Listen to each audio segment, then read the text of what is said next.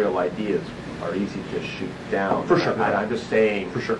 You know, we turn down 99 deals and do one, right? So I'm not in the camp that all ideas are good ideas. I'm just saying that this has, if they are, you know, you go to Nova Scotia, you go to Italy, you see something, you bring it to where you live, you try and roll it out.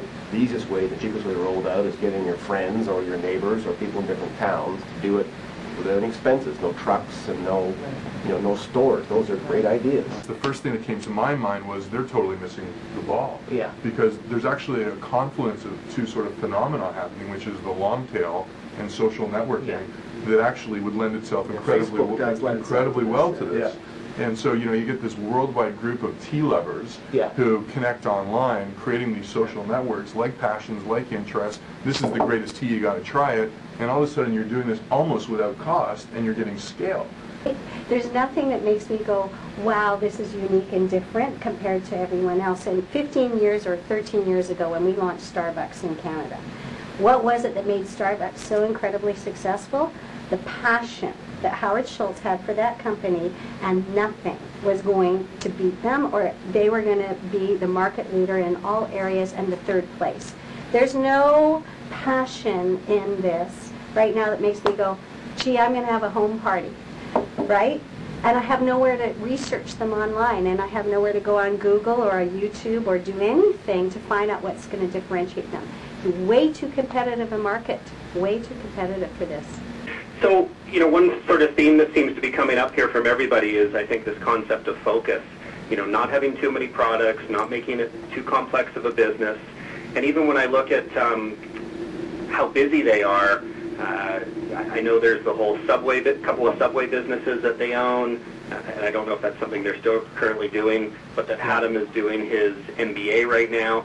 And I look at the whole concept of focus. Are they trying to do too many things? They're talking about international. They're busy with other personal things that they're doing. I think that the business concept in my mind has potential. Again, I kind of like it, and I think it's neat. And again, I'm the only one that's seen the video, but even just seeing the two of them changed my feeling on the whole business, because they seem like they're quite excited, but they're very green at the same time. So my whole advice would be keep it simple, and my bet on this would be the concept will work, but is the execution, is the plan, are the people the right people to make it work? And that's where I think that Tonia and Hatem have to look at themselves and say, do we bring in an outsider? Do we partner up with somebody? But again, I do think nobody's ever taken this business before, as far as I know, and marketed it in this way. And I think it's sort of, again, seeing the video, it can kind of lend itself that way. Party being held in the hallway outside this global bank that shares our floor.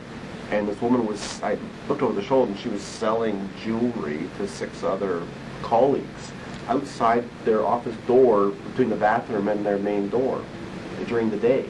They're selling jewelry. I mean, this is, you know, this may not be going on in any of our particular homes, or our friends have these parties, but there are people who are selling these things to their colleagues, pressuring them or otherwise to make their commission. And whether it's jewelry or tea, if it's really good stuff, or it's affordable, or it fits a niche, it's got a chance. Whether, you know, this works out or not, I don't know, but it's not a crazy idea. I think that's my only point. I've never been to one of these home parties for any type of product that's sold, but it's amazing how many people have, and how many multi-million-dollar businesses. I think Pampered Chef is even a billion-dollar business owned by Buffett. And I think the one thing that we all know is, doesn't matter what a panel like this says, or any panel says, if you have that spirit, you're going to do it anyway. And you should. And when opportunity knocks, open the door and go for it. And if we're all wrong about this business, it doesn't matter. Go for it. If that's what's in your heart and what you believe, you will do well.